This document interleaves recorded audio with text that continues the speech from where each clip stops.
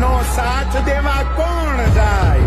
એનું પકવેલું અનાજ અહીંયા સૌ કોઈ ખાય, પણ ઘરે ટાણે ખેડૂનું કોણ થાય? એટલે ખેડૂ મનમાં મૂંઝાય, એટલે ખેડૂ મનમાં મૂંઝાય.